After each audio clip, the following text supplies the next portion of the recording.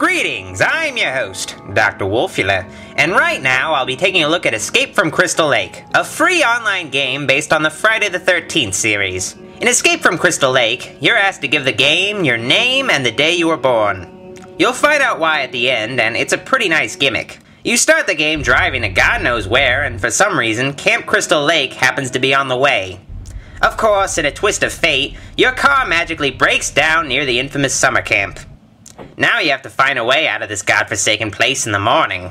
The game is a point-and-click adventure played from the first person. Movement is controlled through a panel containing different directions that can be clicked on. The graphics, while looking cartoony and somewhat crude, are very moody with good use of environmental lighting and shadows.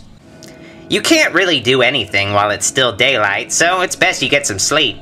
I don't know how anyone could get some sleep at Crystal Lake, though. Later on in the night, you're awakened by a blood-curdling scream. You discover your car wrecked with a strange note attached. It's at this point that you're free to explore the camp. In order to progress through the game, you have to solve puzzles and use several items you discover lying around. This will unlock new areas to explore in camp. You'll also find some messages that will unlock special extras in the game. Some of these messages even have taglines from the film's posters. Neat.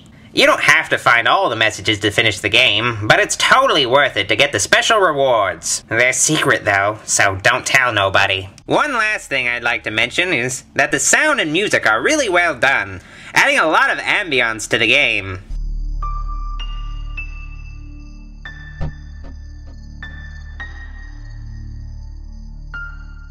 Oh yeah, you're probably wondering if Jason is in this game. Of course he is! It wouldn't be Friday the 13th without the J-Man now, would it? Let's see what he looks like.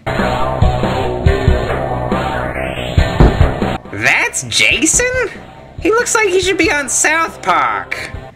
Oh well, at least he's scarier here than he was in Final Friday. Alright, so you encounter Jason a few times at unexpected points throughout the game. They play very much like the fights in the Friday the 13th NES game, and later on you'll find out that it was probably intentional. They're a nice change of pace, and once you beat Jason, he disappears for some reason. Huh, so that's how Jason gets from place to place. Teleportation. Who knew? All in all, I give Escape from Crystal Lake a recommendation. Despite Jason looking silly, it's still a good adventure game. You can find a link to it in the description thing, and oh, did I mention that it's free? Go ahead and play it then. I still think it could have used more teen sex in it though.